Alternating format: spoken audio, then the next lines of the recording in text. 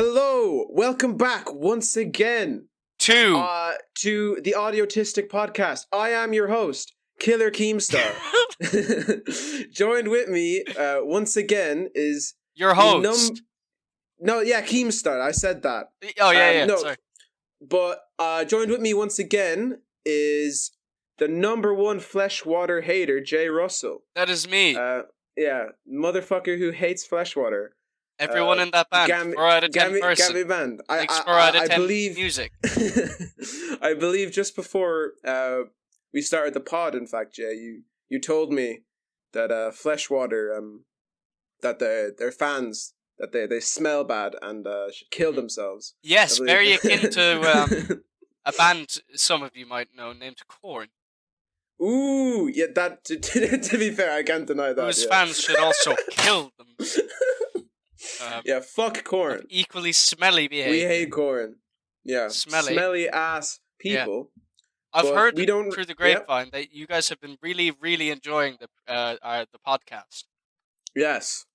And me and Lucas would like to thank you all. Thank you for your continued support and attention. Thank you, team. Thank you, team.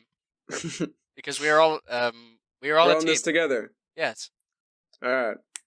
So that was a beautiful intro. Let's get straight at the band with that energy. Let's go straight into this. The music we're gonna cover today, it's gonna be great. Unlike the previous episodes, we have 2 albums. Yes, this 2 time. albums. Yeah. Well, we had 2 albums last time. The only problem was that we thought they were ass. Do they count? Does that count as music? That shit don't count, man. No, that shit was ass. But this shit is music. This is music, and this is a little. How would you say? Ooh. How do you say it? Oh, I'm thinking. What's the word? How do you say Foreshadowing. Foreshadowing. This music might be pretty good. Let's see. Hey. Today we are covering "I Let It In and It Took Everything" by Loathe. Wow. Yeah. That's Jay's recommendation. It's my recommendation. Keemstar's recommendation. Keemstar loves Demon Days by Gorillaz. Wow. And we're gonna be talking about these 2 albums today. In depth for you. In depth. We're gonna analyze them. We're gonna pick them apart. See if they're mid or not. Are they mid or are they goated? Are they goated? That is the question. There's only 2 options. So that being said, I think we should jump straight into it. Let's get raw. Let's go right into it. Let's get right into the albums. Yeah. What is the first album we're going to be talking about today? I don't fucking know. Do you know? I know. I'm going to say Okay. I Let It In and It Took Everything. By Loathe. Yes. Well, first off. What? We have to talk about the album cover. Ooh, yes. The visuals. What do you get when you go into the shop and you go into the shop and you ask for, hey, can I get some fresh mid? He points you to the cover of this album. The first thing that goes through your head will be your thoughts on the album. Now, if you can have a little look there for me, Lucas, tell me what you see. Ooh, I see some black people. I see some black figures. Some silhouettes, you could say. Silhouettes, sorry. Yes. They happen to be black. That's just the coincidence. But what are they doing? They're just standing there. They don't look happy. They're sideways.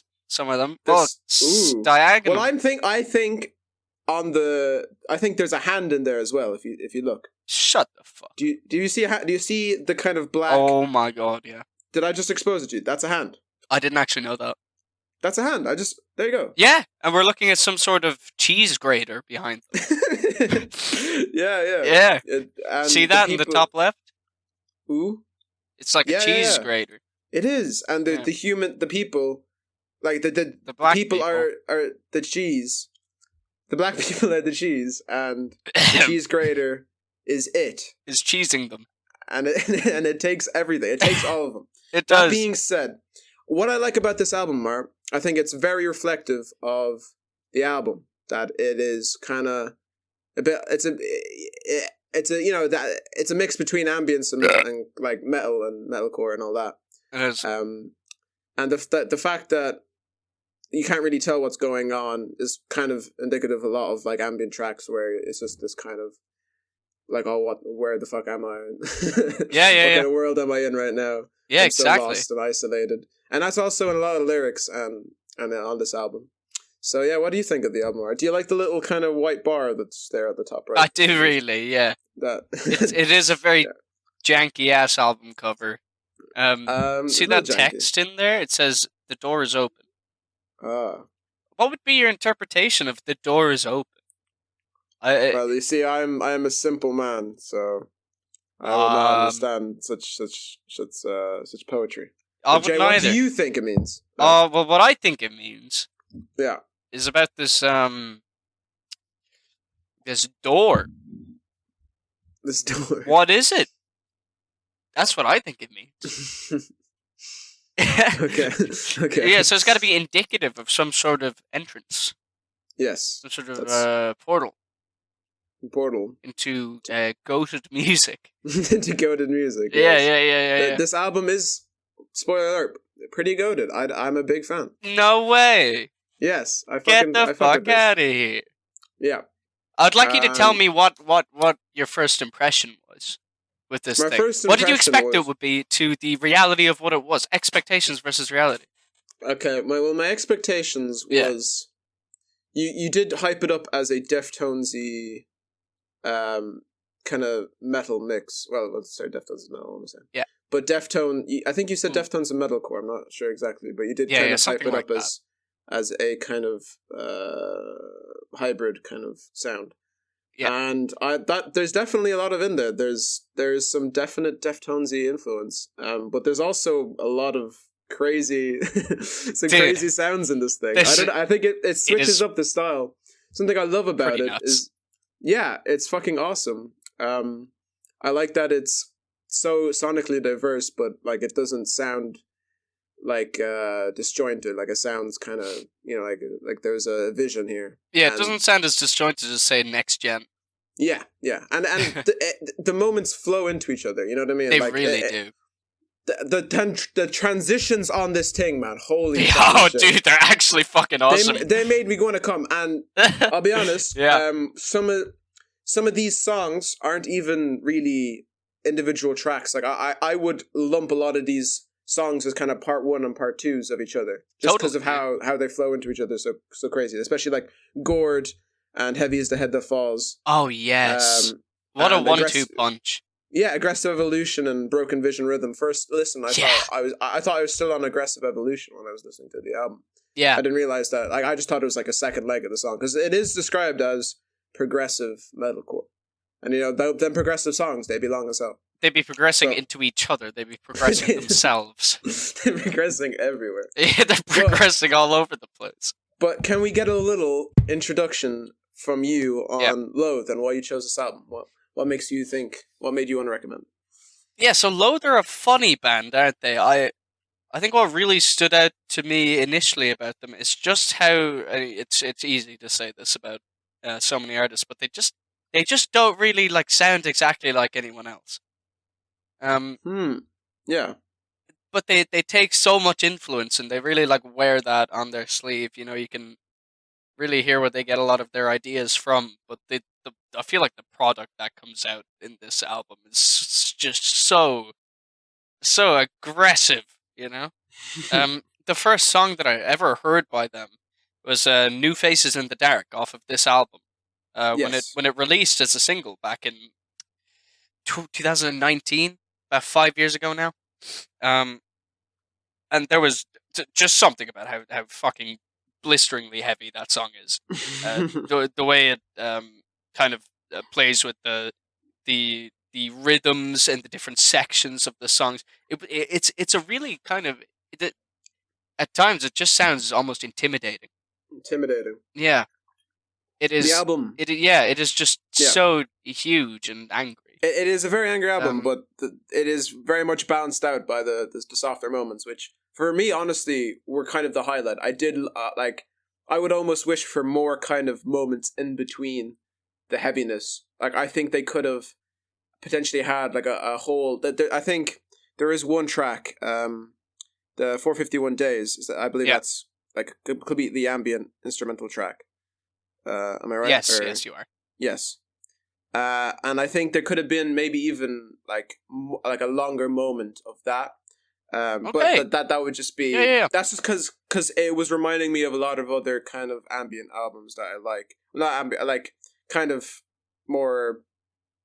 The similar albums that give you that kind of like isolating feel. Like I was thinking of like Death Consciousness by Have a Nice Life and The Downward Spiral by 9 Inch Nails. It was giving me that kind of vibe. Just just how the album kind of feels like a journey almost. Yeah, that's just start to finish. Like it feels almost wrong listening to these tracks on their own. I feel like shuffling the album is kind of fucked up.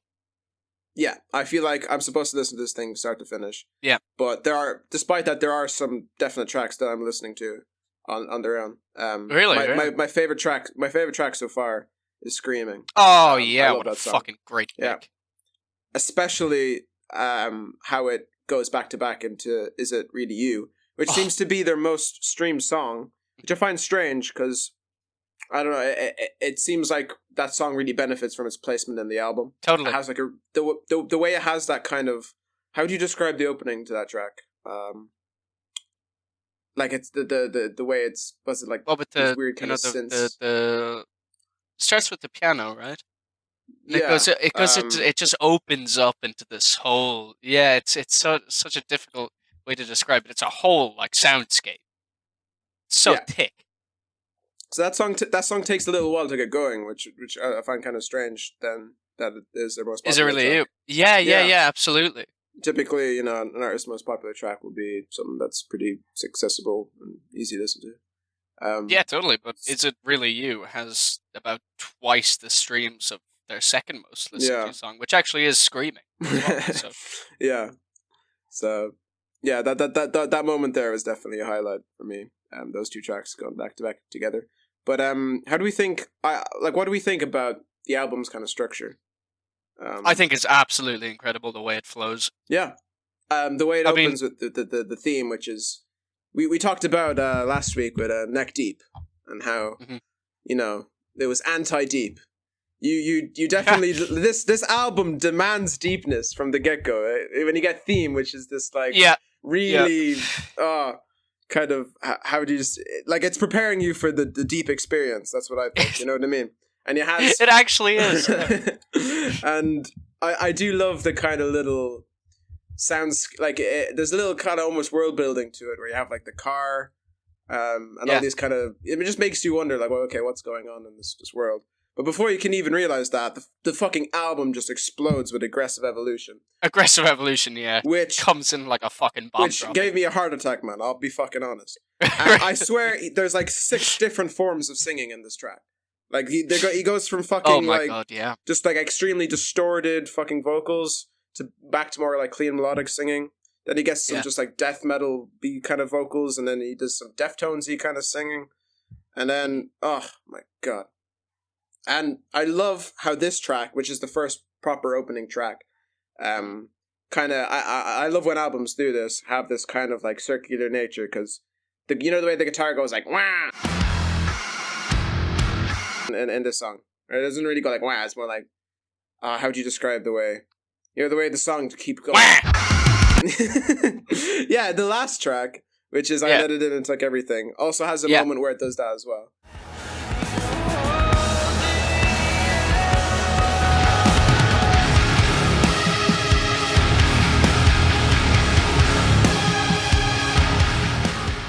And I do kind of like when kind of albums kind of sonically goes back in itself a little bit. Yeah, like the way, for example, My Beautiful Dark Twisted Fantasy, the way Kanye brings back the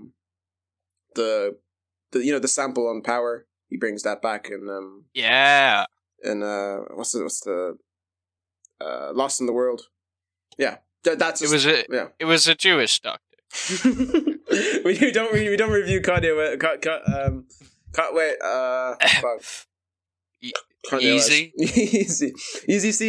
Easy season is not approaching. No, it's not. We're staying far away from Yeezy at the moment. Easy season is very distant in the future. Yeah. But I Let It In and It Took Everything season is approaching right now. We got more opinions. It is. Yes.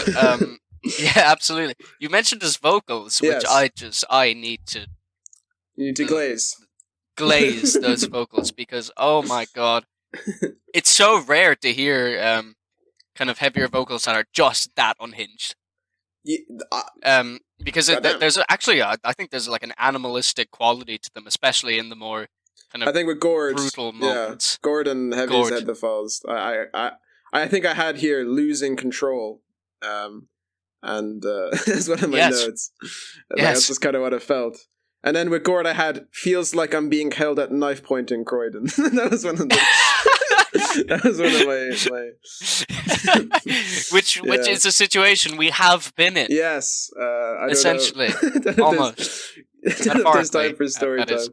Either way, stay away from Croydon. That's all I'm saying. Yeah, there's cake there. Don't stay away from the cake. Yeah, the cake is a lie. Oh no. Okay, no more context on that. No. Let's back paddle a bit. We were talking about aggressive evolution, and then I was mentioning earlier how it just flows so seamlessly into broken vision rhythm. Yeah. And I feel like that's I've always thought that a broken vision rhythm is as a track title could almost be the album title with how well it kind of portrays what is going on in the entire thing. Yeah. I feel like broken vision rhythm is a good way of putting it because something very enjoyable about especially the heavier tracks, something that differentiates them from most other bands in this kind of vein of metal is just how interesting the rhythmic approach is. How much it switches up and like if you take New Faces in the Dark, there's two particular moments throughout that song where there is the common trend of a breakdown, but the approach to both of those is so different because the first one really comes as it's the kind of I don't really know the technical terms too well, but just kind of slaps you in the face out of nowhere, goes into this downbeat beatdown kind of heavy riff.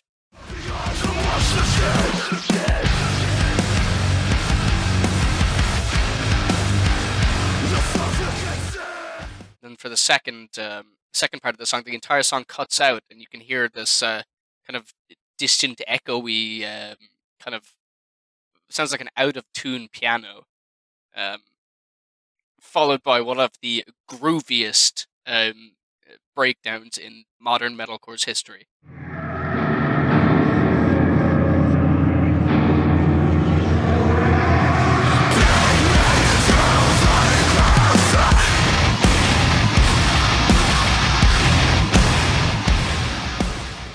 Holy shit! And his vocals over that, and it sounds so terrifying. It's like a primal experience listening to that fucking song.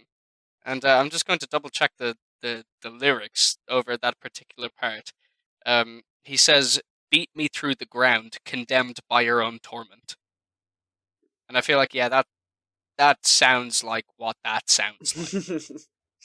Yeah, there's some fitting lyrics on this thing. This album, I haven't really gotten the chance deep into it lyrically as much as I'd wanted to. Just been busy with work and stuff, but I do fucking love this thing. I'm a big fan. No way. Yeah, my only kind of this is kind of a really pet peeve thing, but the fact that it is kind of metalcore creates this weird kind of. I don't know, my brain isn't really used to like metalcore trying to be this deep, if you get me, trying to kind of create this. I have because most of the metalcore I've listened to has been kind of like, a bit kind of like silly and whiny and kind of, just a bit bombastic. Whereas this does feel a bit more like a thought out kind of artistic expression. So just the fact that I was hearing all these kind of metalcoreisms in contrast to all these ambient moments, and this kind of this. It was a bit strange, but I'm getting kind of used to it now. And a criticism you could make, I don't know if you want to, is the Deftones not fraudulency, but do we think fraudulency? With two-way mirror especially. It's been 20 minutes of fraud claims already. With two-way mirror, do we think it's a little too Deftonesy? What are we saying? Ooh. That track especially. What I love about it is, we talked about the aggressive evolution and broken vision. Just how they're just such a fucking, you're having a spasm listening to that. Just how and just seizing, foaming from the mouth and the floor. Kind of thing. It is a nice, contrast where you're slowing down the pace and you're getting some nice clean vocals as opposed to all this craziness. But it is very Deftonesy, and not only that, it actually was approved by our boy Chino, who actually tweeted the album. Not tweeted this song. He did? He tweeted that song specifically, yeah. No way. So I didn't know that. It's Deftones approved, that track. Two-way mirror. Yeah. It is a fantastic song. Yeah. I don't think it's too Deftonesy, but I'm also not the Deftones expert. No. You are? I don't know. Maybe. I do. I'll be a bit more. There's moments, but the thing is with Deftones is I think Chino's voice is very unique, and I don't really. You can sing in his kind of style where you kind of you try to make it all sexy, drag out all the notes, make it all kind of the moaning. The moaning, yeah. I refer to it as you get the moaning out, but there's something. I don't know. There's something you can tell immediately when you're listening to a Deftones track the second you hear his voice. There's something very distinct about it, and I can't really quite dissect it. But from everyone, when this album tries to sound like Chino's voice, it's not quite that. But that's not necessarily a criticism. That's just an observation. From Two-Way Mirror, we're slowing down the album even more, where we're getting into the ambient piece with 451 Days. And how do you feel about that kind of moment in the album? It's kind of the first example of the way the album moves, which I think is very wave-like. Kind of the continuous up and down that's timed so well for me. Yeah. Because there's those first tracks, and Two-Way Mirror, 451 Days goes right back into the run of songs. Yeah. No, go for it. You go for it. Well, I was going to say, my notes for New Faces in the Dark is back to cocaine. So that's yeah. So now we're it's bouncy. We're going all crazy with the vocal effects. Yeah. I do love the sharp contrast with the opening theme track and then Aggressive Evolution. It is kind of tell you what the rest of the album is. It's going to be that constant kind of very thought out. It's always built up. It's not just kind of it slaps you in the face in the right way. Whenever it goes really crazy. The pacing is just unbelievable. Yeah. I think. If you look at it, right, how it goes New Faces in the Dark and then directly into Red Room, and Red Room is just holy fucking shit. It's just 2 minutes of just the most amount of noise you could possibly pack into a track. It's so angry, and the way that flows from those two songs of chaos into Screaming and then into Is It Really You? Yeah, that 4-track run is just the igniting of this craziness, and then that diffusal very slowly. Yeah, no, exactly. Yeah. Into Is It Really You? It's so perfectly paced. It's there's not too much of one thing. Yeah, no, I agree completely. I think especially with Screaming and Is It Really You, I think those two tracks in themselves do a good job of contrasting the high intensity and the low. Because the chorus is quite I describe it as standing at the edge of a cliff looking out into the distance for the chorus. Yeah. There's similar moments with Is It Really You? The opening being that kind of I don't know how you describe it. But the way that shifts, once the guitars hit. Well, actually, something I noticed about that song is I feel like the guitars could have been a bit louder, if you get me, in the mix or something. When they do kick in, I think it would have been a bit more of a wow moment if they were just a bit louder. I don't know. That's just yeah. What do you think? I totally get what you mean. Yeah.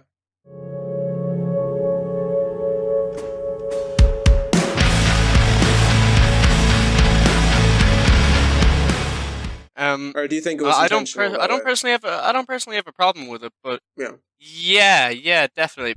It could have been a little bit more explosive, but I also do like how it doesn't get too loud because the track isn't too loud.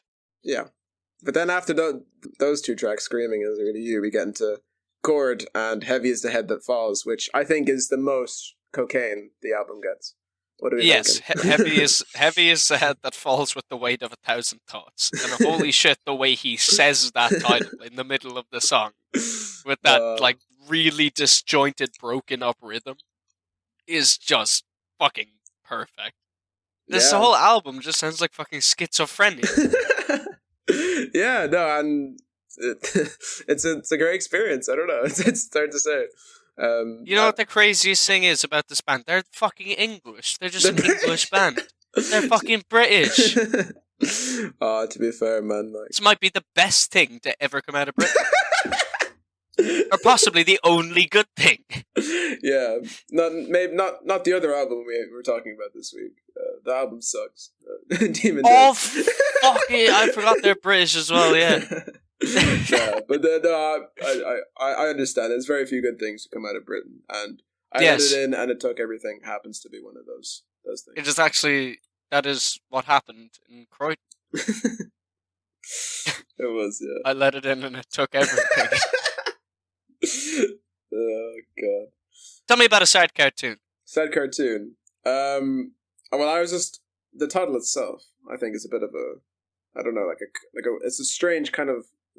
I don't know if oxymoron is the word. I might just be trying to sound smart here. It's a little bit of a contradiction, like, you know what I mean. Cartoons are typically supposed to be kind of cheery, at least for children. So true, so true. But it's sad. Spit your shit, my brother. And you're cooking with gas. I just love how this track is a breath of fresh air after, like, it is kind of like a moment to catch your breath after Gord and Heavy is the Head That Falls. Yeah, yeah, absolutely. Then into the reprise, whatever the fuck that means. It is kind of just like an extra little, like, goodbye to that song, the reprise. Yeah. It's a little, like, send off kind of transitionary. Like, but moment. It's just, I'm just glad they did that, you know? Yeah. I don't know why I am, but I'm just like, yeah, you know what? Yeah, that needed to be there. Yeah, but I mean, that is another moment, another instance where you could say, like, those two tracks are just one track divided into two. Like, you could have easily just had the reprise or whatever, especially given it just follows right after it. Like, you could have just had it be the one track. Yeah, literally. But what I love about a sad cartoon is just, like, it's somewhat comforting. Like, the whole album, at least that's how I found it anyway. It's still sad, it's still retained, like, there's a kind of sadness that permeates throughout the whole album, which kind of sometimes comes out in, like, this slower, more vulnerable sound, and then can also be in this kind of aggressive, angry sound. Like, but regardless of it, it is still this kind of sadness. The sadness is crazy, but but yeah, I love that moment there, and then the way that just bleeds. Like, but I first time listening, I was just blown away by how quickly the album progressed, because before I knew it, like, I was on the last track, which is I Let It In and Took Everything. Like, I think the album kind of flies by, and just how perfectly it's yeah, definitely. It's a chunky album, almost 50 minutes, 14 songs. Yeah, and it didn't really feel like that. Like, I feel it never felt like the album kind of lost my attention, or I was just kind of waiting for it to do something else. Like, I was very stimulated the whole time, and then not in a kind of, like, you know, with Next Gen, it kind of just felt like. It felt like TikTok kind of stimulation, whereas this felt like a you know, a 3-hour epic. You know what I mean? Yeah. So that's such a good way of putting it. It really just felt like it always had more to give. Yeah, never really overstayed its welcome. So many interesting little ideas on here. Every track is just no tracks feel like filler. No, to me. There's so much substance everywhere. Yes, this album is fucking goated. And the final track, what do we think about it? I think it's great. Yeah, no, I think it's fucking, it's quite beautiful. It's the perfect way to send it off, really. Yeah. Yeah, big 5-minute fucking wander around with this sound, big ambient, but also like, crushingly heavy. It's the entire album into one track at the end of the track list. Yeah, it's kind of there's a sense of despair, but it's kind of almost cool in a weird way. I don't know. It is. Do you know? It is. Do you know? It's a strange album where like it isn't depressing, I guess, to listen to, but it is at the same time kind of giving you those more kind of vulnerable. I feel the lower moments feel very melancholic. Yeah, it doesn't kind of very reflective. It's not more so like, oh, this is so sad. Yeah. But it's more of a what if this was so sad the entire time. I think actually quite a big reason why I picked this album is because when it came out, I gave it so much. It was on repeat for me for about 6 months, but that was 4 years ago. Yeah. I was only a wee 17-year-old bumping this shit. And I hadn't like revisited it properly, kind of at all. Oh, really? Yeah. That's interesting. And I kind of wanted to, because I just remember it being so densely packed with really interesting material, and I actually like it a lot more. Now that I'm a little bit older, a little bit more mature. Okay. I kind of found a lot more to take from it and a lot more to appreciate in it, and how varied the sounds are. That's fucking sick. Yeah, I'm really glad they introduced this album to me. I really fucking it'll definitely be a my rotation. Yeah. And yeah, I'm looking forward. Do you recommend their other albums? I actually have not listened to them. No. This is kind of the only load material I've ever listened to. They've released one album since this release, so maybe we could. It's not a proper album. It's just kind of ambient collaboration album. Oh, okay, so. But maybe the earlier stuff. Worth the checkout. In kind of preparation for this pod, I did kind of just briefly go over their kind of their history as a band, and like this album was kind of like a big thing for them, a big kind of experiment, So for sure, yeah. So I assume their earlier stuff would kind of lack some of the qualities that I really liked about this project. But definitely, this really was the band coming into their own. Yeah. So I'm looking forward immensely to their to whatever big project they do next. Yeah, we've been waiting on it for a long time. They cancelled a tour back in I think 2022 because they were apparently like really putting their all into this next album. We haven't heard anything since. One criticism I do have is that the lead vocalist, his name is Kadeem France. Hey, France. Yeah, France, like the country. His second name is British. France. That's crazy. Yes. Yeah. That's representing the two worst nations. Yeah, we're just like starting beef. What the fuck? We're whole countries in this music podcast. Yeah. Well, you couldn't pay me to set foot in France. Apart from Disneyland, but that's not. My friend stole that, maybe. Yeah, no. Yeah. We fuck going to England is not exactly a nice fucking thought either, is it? No, especially. It's a fucking terrible thought. But awful.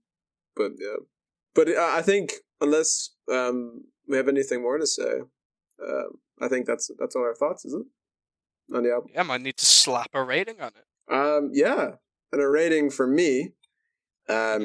I think before I can really ultimately say, because I am quite picky with 9 out of 10s.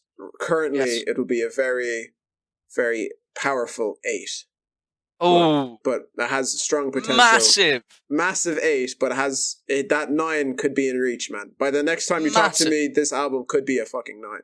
That's all I'm saying. That's all I'm going to say. What a fucking excellent. I cannot believe it. Yeah, thank you, man, for stepping your game up. Because there's so much more to chew on than the fucking Neck Deep album. Because holy shit, this is a great album. Thank you very much. Yeah, my rating, it would be on the Fantano scale, Yes. We're just gonna rip off Fantano. I actually would give it a light to decent 9. Ooh. Yeah, absolutely. And knowing you, Jay, you know, those are hard to come by. That's extremely difficult to come by, yes. No, I think this album they is definitely as close. It's as close to perfection in this genre as it gets, I really do think. I don't believe many other bands are capable of kind of delivering this high concept. Would you really call it like a metalcore album, actually? No, not at all. But they are a metalcore band, or no, they use a lot of elements that are also common in metalcore, but they use it very differently. Yeah. Okay. Such as the concept of the breakdowns, the harsh mixed with clean vocals, and the way that it's done, kind of structurally, is very metalcore-esque, but you can't really compare it to any other There's no other band really in the genre that does it in a way that really sounds like them. Yeah. Especially the dirty mixing. Jesus Christ, those I don't think I've ever heard a guitar sound like that. Yeah. Huge praise. Yes. If anyone's listening to this that hasn't heard this album, please do. What the fuck are you doing? Yes. Stop. What the fuck have you been doing all your life? Listening to us talk about this album you don't know anything about? Are you fucking stupid? Like what are you listening to in your spare time that isn't load? You listening to Mid? You're being a bit fucking weird in my book. You know? That being said, I think actually before we move on to our next album, we did kind of forget about this at the beginning. Do we have any updated thoughts on the previous albums we listened to? I don't think we have. The neck deep all distortions are intentional, and we're not here to be loved. I think Fleshwater's still mid. Still neck deep, still goated. Move on. What about you? Yeah, no, I'd be. I think neck deep might be even less deep now. They're deep. Oh, sweet Jesus! Their deepness is just non-existent.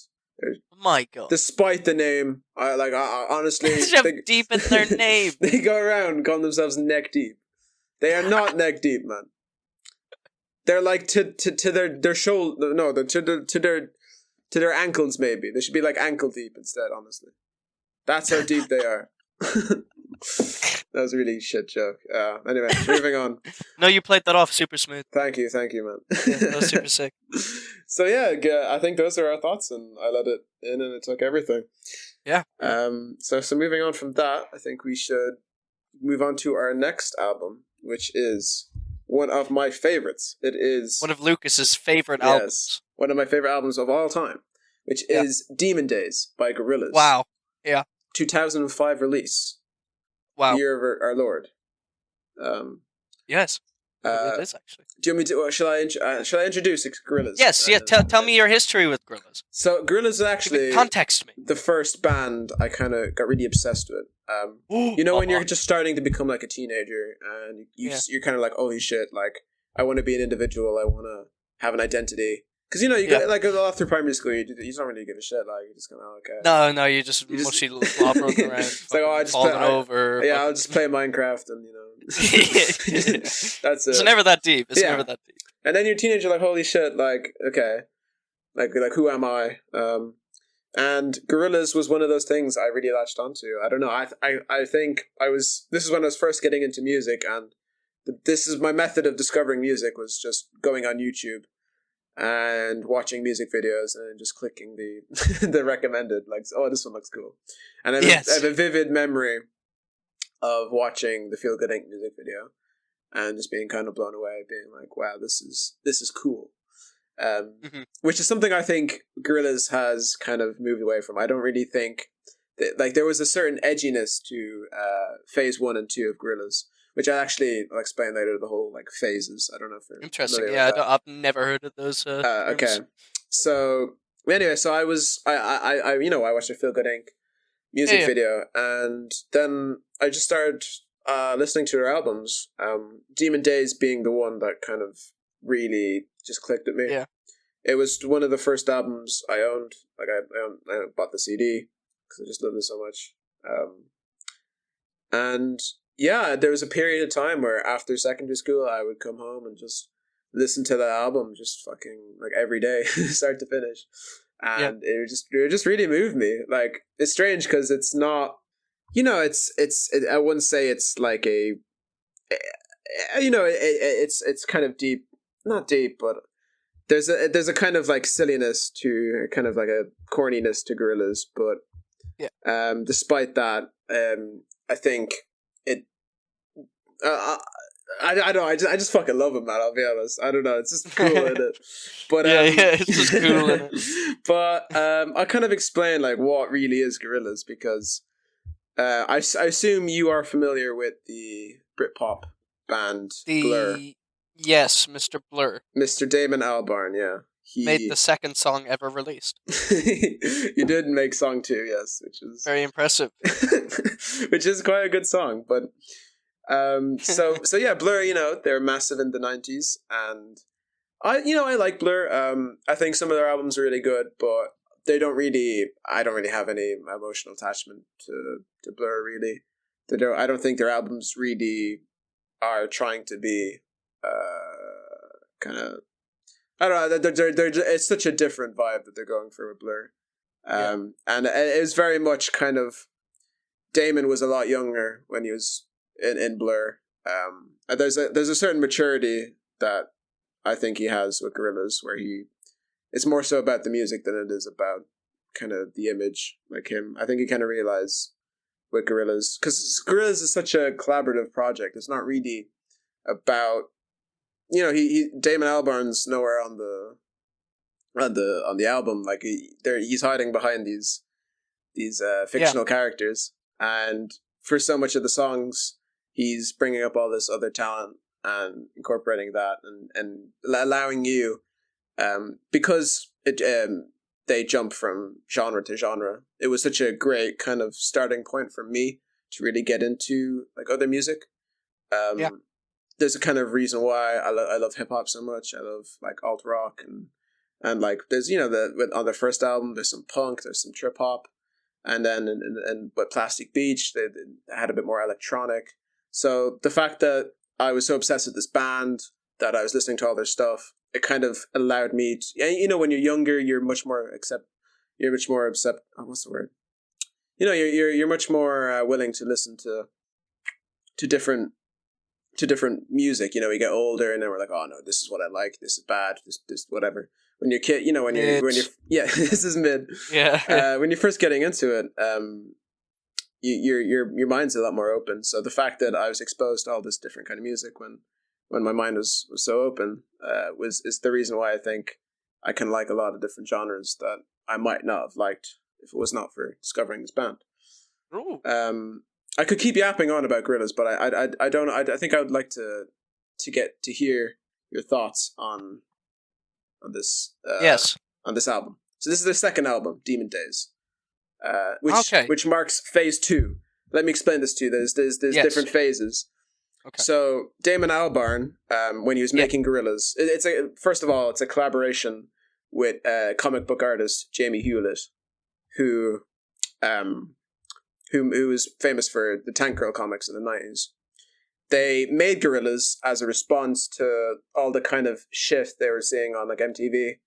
They were like, oh, really? The music industry is going downhill, or whatever. So the whole kind of thing was supposed to be like a semi kind of parody of what kind of music was becoming, I guess. And their first album isn't really trying to, with Demon Days, there's kind of concrete themes you can point at, and say like, okay, this is what the album's about. With the first album, it's not really about that. It's just more kind of about being this kind of weird mismatch of genres and trying to be cool and have this just kind of like, it's more so like, oh, here's what the band is. This is Gorillaz. Whereas with Demon Days, it's like, okay, like we're going to actually tackle the subject. And that marked phase 2. And with the different phases, there's like a change in art style and the lore, which I won't even get into. There's like a story to Gorillaz, which they tell through all the like, not through the music videos and through all like the press and stuff. But it's all, it's all fictional, but they incorporate it. They pretend as if they're real in all the lore. You can go on the wiki and read it for fucking for an hour. It's absurd. But yeah, this is Demon Days. We're going to cover Demon Days, their second album. Yes. So Jay, please, I've been rambling for too long now. Yes. Tell me, what do you think of this album? this album Myth. is goated. Really? I loved this album. No, you did not. I've absolutely loved this album. You love this album, really? I can't get enough of it. Oh my god! I was so scared. I was like, oh no, what's the word he's gonna say? Thank God it's goated. Okay, tell me more. It took me it only took me a couple of songs for it to kind of really click what it was trying to do. So, I hit up the intro, it's like, kind of what's going on here. Then it comes into Last Living Souls. And it's this really low key, funky, kind of very, very beat driven. I wrote down that it felt like it was meandering. That's not necessarily in a bad way, but it was and then Kids with Guns, and then I kind of clicked at that moment. Oh really? Holy shit, the some of the musicality on this album is just damn.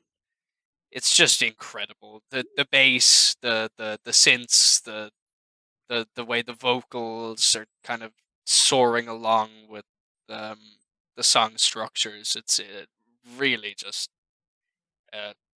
beautiful stuff, to be honest. Thank you. Yeah. I'm glad that you really liked it. And you have such good words to say. Oh my god, some of the songs that really kind of dig in my point here. I think my favorite songs would very much so be Every Planet We Reach Is Dead, November Has Come, and Dare. Oh, so you actually think like the second half of the album is kind of the is a lot of good stuff. Yeah, I love a lot of the idea. I love a lot of the ideas on that album. Yeah. Oh my god, Every Planet We Reach Is Dead is such an unbelievable song. Yeah, do you like the little piano kind of breakdown towards the end where it goes all? That's probably one of my highlights on the album. Damn! What an absolutely massive explosion in sound. Yes. Because I'm just so fascinated by how about just the sounds on this thing. Yeah. It's so diverse, isn't it? But it really is. Yeah. I think there's a similar point we can make with the Loathe album we covered, where it does kind of transition from sound, because you have the intro, which actually I don't know if you know. I have so much fucking Gorillaz trivia in my head that I could just I'm happy to hear it. But the intro is actually a sample from the Dawn of the Dead movie. Yeah. There's a song off that soundtrack, which they sample for the intro on to Demon Days. Kind of funny then that the follow-up song is called Last Living Souls, right? Yeah, well, it fits in with, because Gorillaz, this whole album is kind of this post-apocalyptic kind of dystopian album. It's reflected in the tracks and a lot of lyrics. Yeah. But which is where the goofiness comes from, I think. The goofiness. Yeah, with just how just how deep it is, but just how nonchalant it sounds. Yeah. It's. I think that's what's so captivating about it. Yeah, it's very accessible in a weird way.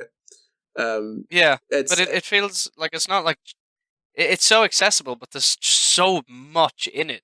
Yeah, that is just so smart. Yeah.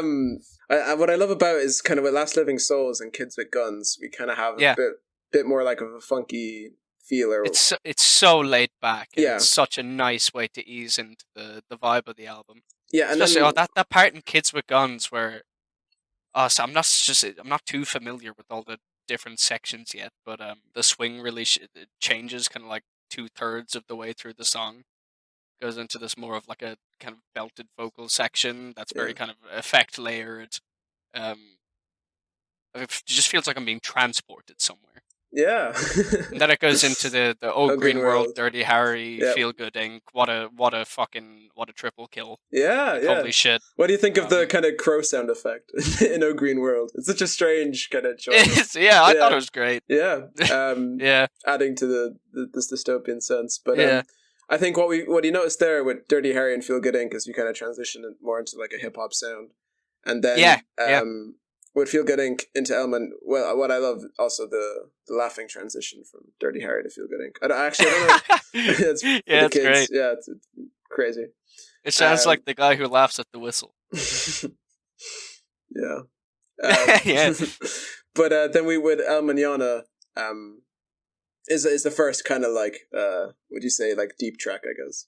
That song is Yeah, I suppose so, yeah. that song kind of hit my that was like when I discovered sadness was when I listened to that song. I was like, oh my god, damn, I feel things. You know what I mean? I'm so sad. Yeah, El Mañana comes on and it's like, it's not all sunshine and rainbows no more, you know. No, yeah. You start paying taxes the second that song comes on, you know. It's like yeah. And then with the rest of the tracks, we kind of every planet we reach is dead. Then we kind of pick it up a bit. Jesus, what a fucking great song. Yeah. Now we're back into kind of hip hop with November Has Come. November Has Come. And All Around. Just it blew my fucking mind. Yeah, I were you can't stop expecting MF listening to Doom? that song. No, I was not expecting MF Doom. And this is during But, his kind oh of my peak god, as he well. sounds excellent Yeah. on this track, and the contrast between the chorus then with sorry, what's the Donnie's name, main dude? Damon Albarn. Well, like yeah, in the lore Damon, it's 2D or whatever. The character who's singing. Yeah, fuck the monkey fella. Yeah, what a beautiful, maybe one of my favorite. I think it's my favorite chorus on the album. Is in November Has Come. It's so like the way he sings it. It's so. And so sad. The way like MF Doom just comes in like straight after. He comes in so hot off that shit. Yeah. It's just it's what a classic. Truly, what a classic. Yeah, it's like what I was trying to say is like the album. I think it is a great album for people who are trying to get into music.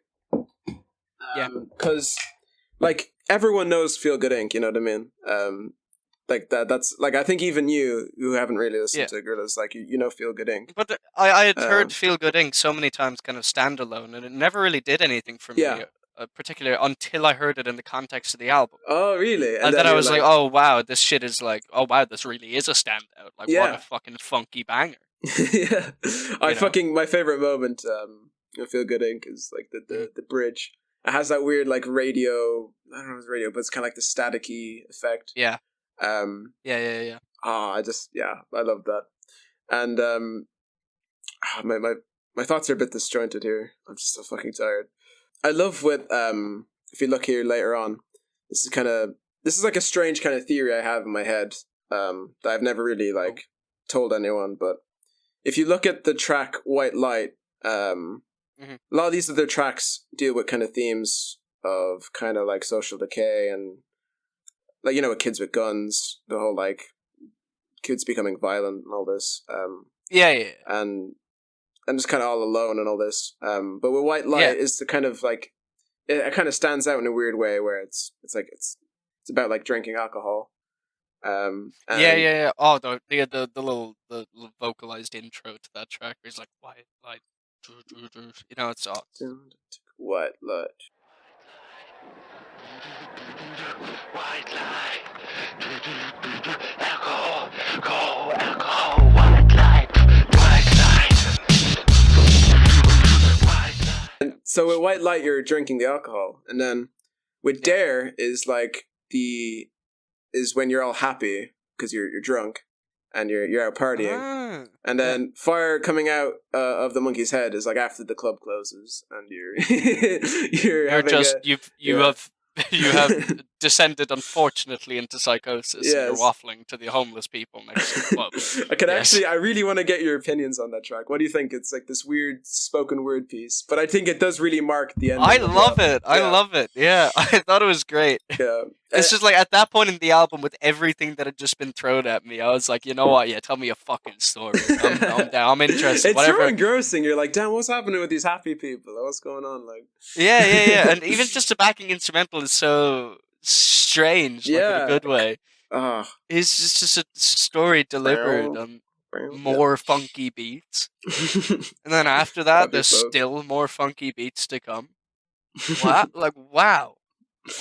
And with what I love is, despite this whole album being so kind of like touching on such kind of like there's kind of like a pessimistic, you could say there's a pessimism kind of to the previous tracks here, but I do kind of like that like last moment of kind of don't get, you know, like there's a rising sun with Demon Days, and Don't Get Lost in Heaven. Just how like, because it's such a switch instrumentally, where you get like this orchestral, all the strings, and just his singing is great as well. I've seen Gorillaz live twice, and both times they closed the set with Demon Days, the title track. Oh, nice! That's very cool. It's very fitting because I just think that is like the perfect just like I could face the world. I listen to Demon Days and I can face the world. With some hope. Is there any other kind of things you really liked about the album? While we're talking. Well, I just really loved its variety. Yeah. To be honest, yeah. I really loved Dare, and I can't quite figure out why. Yeah, the little dance track. Yeah, it's crazy. Wow, yeah. But the Sean Ryder. Just sounds so good. I don't know. I might try to show this to you after the pod, but there's they did this live performance in Manchester, and it's actually a really great performance. But then the feature on that track, Sean Ryder, he comes on stage and he's like absolutely polluted, and he just completely butchers the fucking the song. It's so, oh my god, it's so funny.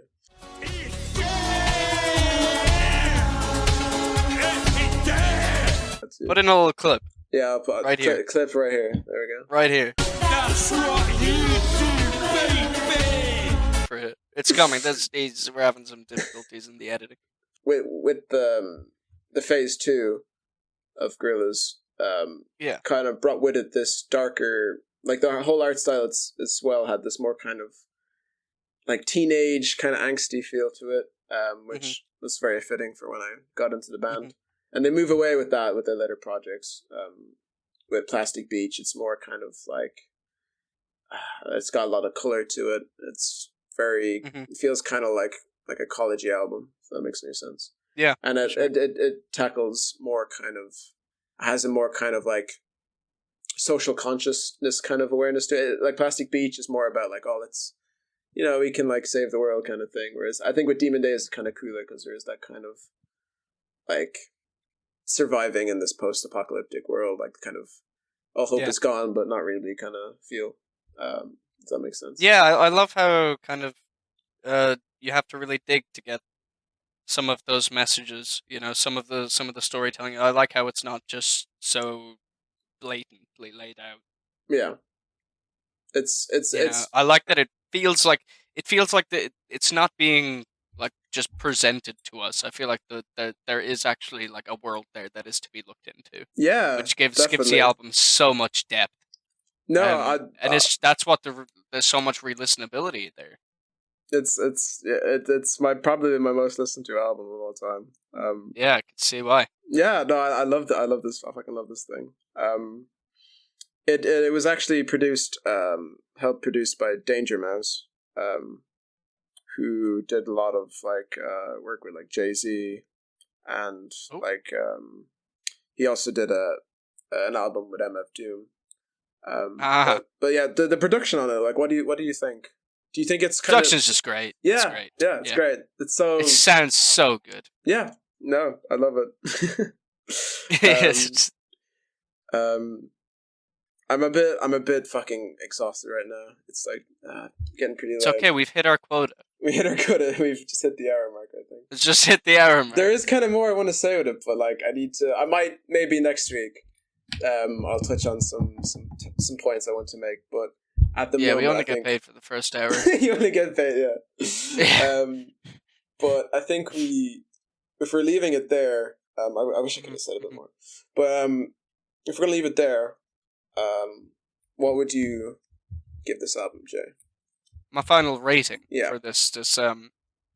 Well, first of all, it's a classic. Yes, it's a hood classic. It's a hood classic.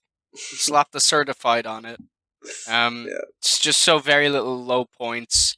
The track list is perfect. It's so stupidly enjoyable. Yeah. On the Fantano scale, it's going to be a strong 8 to a light 9. Yes, that's great, man. Yeah. Well, for me, obviously, it's just incredible. Yeah, it's a great album. Yeah. Great fucking album. For me, it'd be a 10. Hell yeah. Pretty obvious, but God, yeah, it is just such a. It just changed. Like, it's quite diverse. Like basically like what we said with the last album. But we do have like some a lot of different genres touched here. It's just I love this thing. And I think if you don't like this album, stay away from me. If you could go somewhere else, it would be wonderful. Yeah, but I think those are our thoughts. And we need to recommend an album. Yeah. To the other person. Fuck, we have to do it again. Oh, this never ends. There's just so many. Yeah. That's like the point, right? just more and more albums. More fucking albums. What if we run out of albums, bro? This could be bad. That would be really deep. Oh god. Immediate cancellation. Yeah. If that's being said, let's recommend some albums. I'd like you to go first, Jay. You would like me to go first? I would love you to go first. Okay. If you insist, I suppose my my recommended album for next week will be. It's an interesting one. It's once again, I am sorry, it's metalcore adjacent. That's fine. Look at that. But it also is something that you will never hear before or again in the genre, and it is remarkably deep. One of the deepest. It's an album called Alien. Alien. And the band is called Northlane. Alien by Northlane. Yeah, 11 songs, a bit shorter. Okay. The album is details the story of the lead vocalist growing up with heroin addicts for parents. Oh, this sounds like it's gonna be a futuristic sounding album. That's kind of the vibe I got. Cyberpunk. Yeah, no, that's those words are. I'm looking at this album right here, man, and those words are what coming into my brain. Yeah. I think for me, to do a little bit of a switch up into something a little more indie. I don't know if you're familiar with Mac DeMarco. You've probably listened to this album. I am indeed. I'd like to talk about two. I don't know.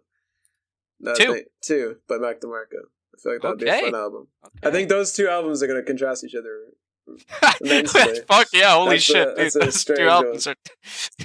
two albums don't go side by side. No, but oh my god, the whiplash we'll have to get by listening to these two this week. Fucking hell.